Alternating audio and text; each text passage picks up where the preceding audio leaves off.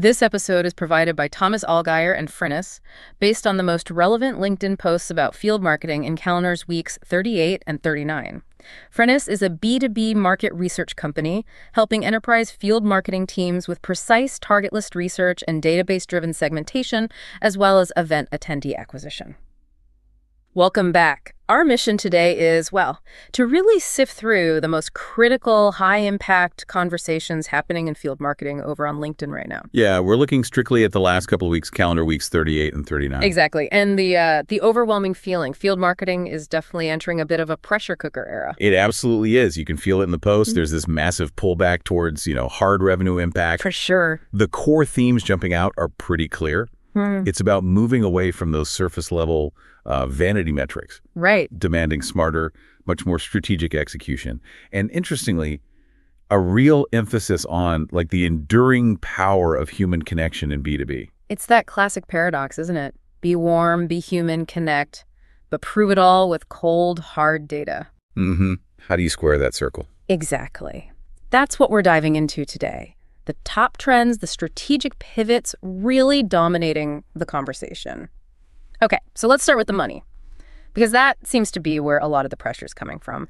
The definition of success, it's had a seismic shift. Oh, yeah. Field marketing, it's just not allowed anymore to define success by that old metric of butts and seats. That's dead. You see it across the board. Folks like Kimberly Kay, others too, they were really clear.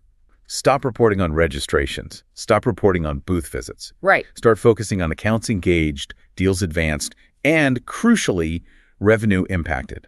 That's the only way events, earn their keep strategically. And what's fascinating is expectations are soaring, right? But budgets, they're being squeezed at the same time. Totally squeezed. Even though costs are just going up dramatically.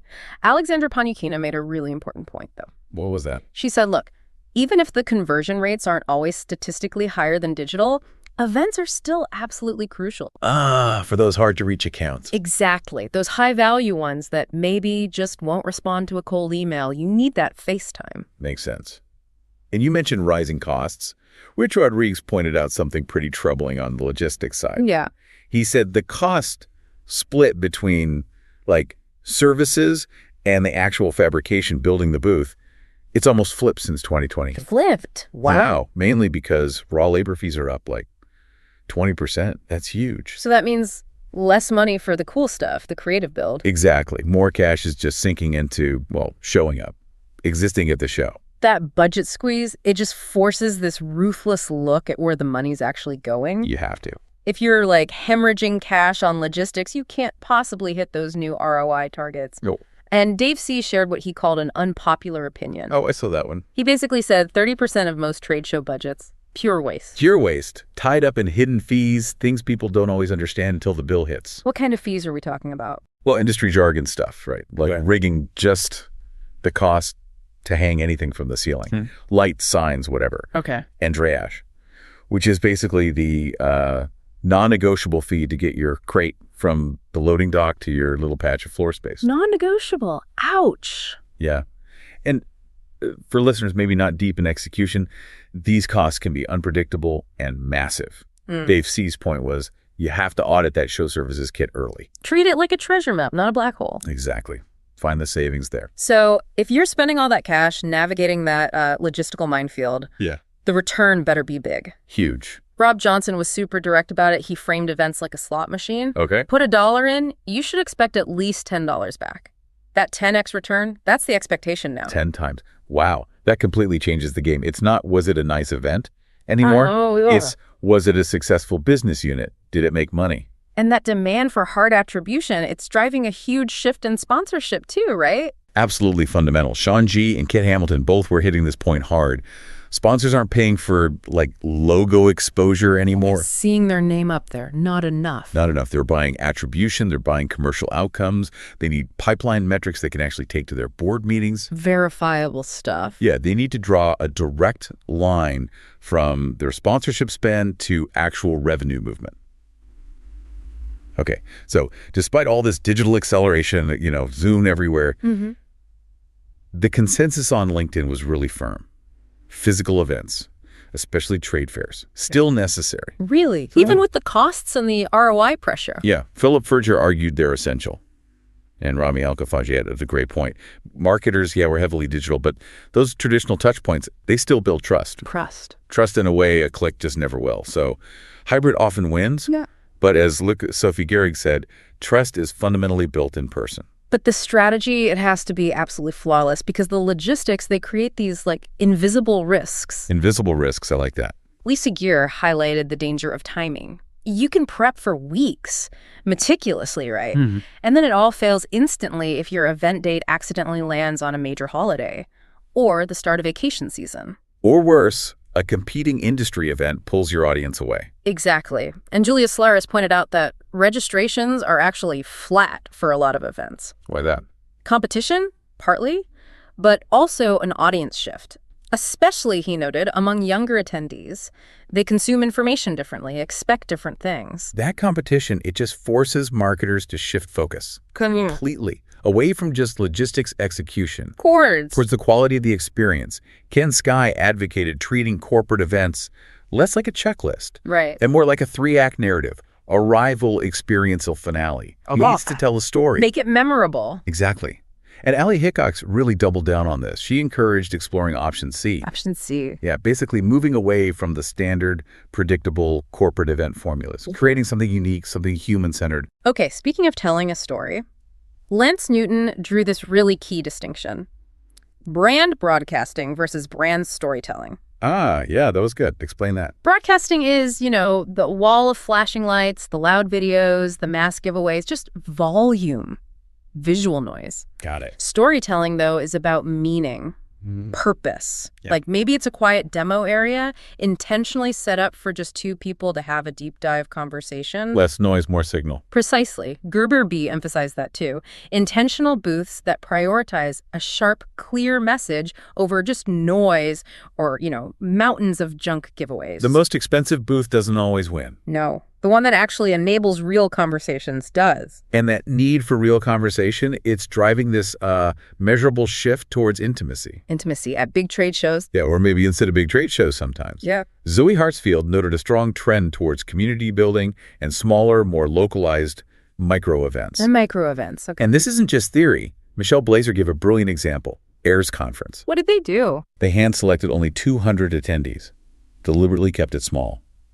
Prioritized intimate settings, and focused everything on deep conversation, real debate, not just sitting through PowerPoints passively. Wow, that sounds way more valuable. Right, and that focus on human-centric intimacy, it leads right into how people are making connections memorable too. Like beyond just the event format itself. Yeah.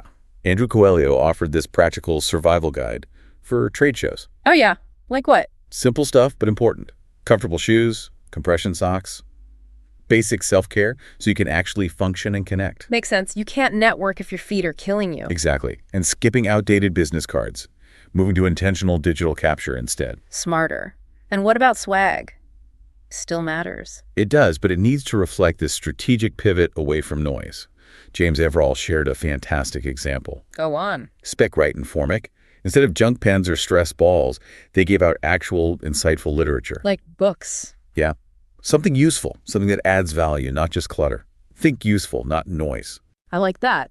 Useful, not noise. And one more on connection. Tim Jadzims confirmed the value of deliberately creating quiet spaces within noisy trade shows. Like a little oasis? Kind of. Yeah. He noted it really enhances meaningful conversations and, get this, demonstrably boosts deal closure.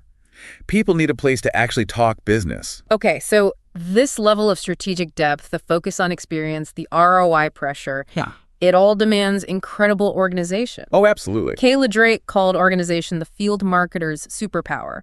You're juggling vendors, multiple events, crazy deadlines, all at once. It's intense. And that operational burden, that's why we're seeing organization increasingly powered by, you guessed it, AI. AI stepping in to help manage the chaos. Pretty much. And Anca, Platon, Trifan showcased something really cool, building an AI production assistant. Okay. To manage tasks, budgets, even sales deliverables. All inside Slack. Inside Slack, not another tool. Exactly. That's the brilliance. Avoids tool sprawl. It lives where the sales and marketing teams already are. Reduces friction massively. That's smart. So what else? What specific AI use cases are popping up? We saw several really actionable ones. Alex Adkins detailed how event marketers are using AI for faster processes. Right. Like brainstorming event concepts, doing initial venue sourcing, drafting content and messaging drafts, creating planning templates, docs, basically accelerating the prep work. Getting the basics done faster so you can focus on the strategy? That seems to be the idea. But the biggest impact, I think, is in measurement. Connecting back to ROI. Always. Manpreet Wadden explained how AI is replacing those vanity metrics we talked about by tracking real-time engagement signals. Real-time engagement signals, what does that actually mean on the ground? It means tracking things like QR code scans that are tied to specific offers, or measuring the duration of time someone spends at an interactive display, and getting real-time integration with event app data. So planners get clarity much faster. They can start proving ROI without waiting weeks for surveys or trying to stitch together spreadsheets manually. That promise of real-time data, though, it means the technical foundation has to be rock solid, right? Absolutely critical. Yeah. Mandy Hennishin highlighted that classic mistake. Yeah. Relying on non-professional gear for hybrid events. Like what? Using your laptop webcam? She specifically called out the ubiquitous owl camera, the other one, sits in the middle of the table. Yeah, seen those. Her point was quality hybrid isn't just Zoom calls in big. You need proper multi-camera setups, decent microphones. You have to ensure the remote experience feels strategic, not like an afterthought, not second class. Makes sense. Treat the online audience like real attendees. Exactly. And this all speaks to needing simplicity and confidence in the execution side. Tim Kurbavaz, talking about the technical producer role, he said the job is ultimately to deliver the client's outcomes with simplicity and confidence. It's about balancing safety, reliability, and what the client actually needs, not just chasing the newest, shiniest tech if it doesn't serve the purpose or fit the budget. Okay, so ultimately all these pressures we've discussed, the rising costs, the 10x ROI demands, the tech integration, they all kind of funnel back to one critical question. Which is? What is the actual role of field marketing today? Emily Dilbeck argued pretty forcefully that the function is often misunderstood. How so? Relegated to just admin tasks or purely event planning logistics, like party planners. Yeah, I've heard that stereotype. She insists no. Field marketing must be recognized as a strategic weapon. A revenue engine. Its job is creating demand, aligning every single dollar spent back to a specific deal or a target account. That sounds great in theory, but the reality on the ground often seems different. Frustratingly different. Matt Kleinrock observed that senior directors of events, they're often totally overwhelmed, stuck purely in execution mode. Fighting fires all day. Exactly. Because leadership isn't giving them enough support or resources. So if you're constantly scrambling with logistics, you simply cannot focus on the bigger picture on strategy and ROI. Which leads to problems. Huge strategic pitfalls. Warwick Davies provided a really neat summary of mistakes to avoid. Like what? Things like chasing event size over actual substance, ignoring the ROI for your exhibitors, treating sponsors like ATMs just there to give cash, and crucially, failing to innovate the event format itself. So the core message there is strategy has to come first before you think about scale. Always.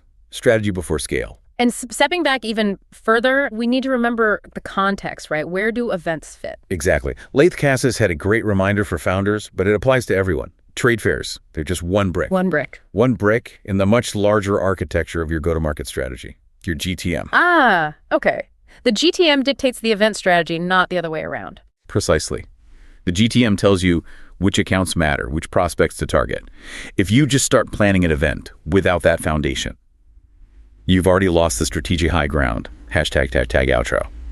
So wrapping this deep dive up, the message from the field marketing community, just looking at these last 2 weeks on LinkedIn, it's defined by paradox, really. Feels that way. You're fighting rising logistics costs, compressed timelines, but at the same time, you're being forced to be more human, more connection-focused, while also being rigorously measurement-driven and strategically aligned. More than ever before. It's an incredibly demanding environment. It really requires marketers to master both that high-touch intimacy and high-tech operational rigor. It's a tall order.